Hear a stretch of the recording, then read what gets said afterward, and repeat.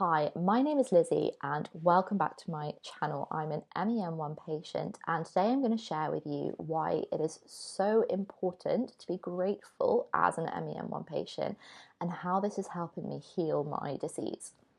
So we've just come out of Christmas and New Year, which is a time when we are encouraged to focus on what we're grateful for and what we're thankful for. I know as a patient sometimes it can be really difficult to feel grateful for anything at all, let alone around our health, particularly if things are going downhill, or we've had a really tough year, or we just don't feel like there's much that is going well for us. The irony is that it's actually gratitude and the emotion of gratitude that will help bring us more positive results and that will help us heal MEN1. So when I have in the past wanted to kind of clench my teeth together and think there's absolutely nothing I can be grateful for at the moment, the irony is that what I needed to do was to switch my focus and my attention to what was going well, and I'm going to explain how that works. So what you put your attention and your focus on is what comes to you in life generally, and I'm going to say specifically in health and MEN1 as well. So the more I focus my attention on the fact that I need to chase doctors, that I haven't had this test result back, that this person said something to me that they shouldn't have done, the more I focus on that, the more of that I'm going to see, because focus and attention is all consuming and it creates our reality. So if my reality is nothing's ever going well for me, that's all I'm ever going to see. Therefore, the antidote to that is to spend as much time as possible, not all the time because we're not perfect and we're human, but as much time as possible focusing on what we are grateful for and that is going well in our healthcare. So sometimes, for example, when I'm thinking about having to chase a doctor or something's really slow coming back, well, gosh, here I am grateful that I'm in a healthcare system that actually looks after me, that I have blood test results, because a lot of people don't have those. It's not denying the experience that I'm having where things are going wrong. What it's saying is, this is what's a challenge, but here's what I'm grateful for, and this is where I want to go. And believe me, the more you focus on where you want to go in MEN1, the more likely you are to get there. I'm going to add an extra note here, which is a beautiful expression I love. Swap expectation for appreciation.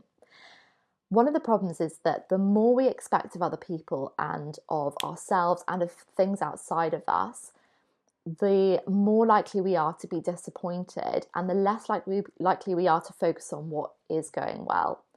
As a patient, if you have super high expectations of, say, your healthcare team or your doctors or your friends or your family, and you are not looking at what they are doing for you, the more likely you are to be disappointed and the harder you are to work with. It is so important to express appreciation, to express gratitude, and to, as I say, not deny that things might not be going well or perfectly the whole time, but to appreciate what is going well. You will become a far easier patient to work with. And in that sense, your healthcare is going to go far more smoothly. The third thing I wanted to explain is why gratitude is not just kind of some fanciful little nice practice that we can do in our journal from time to time, why it's actually has its roots in science. So gratitude is an emotion that stems from love and self-love. And those emotions exist as a higher frequency in our body. When our cells are in a higher frequency state, there is less stress, less anxiety, and less fear going on.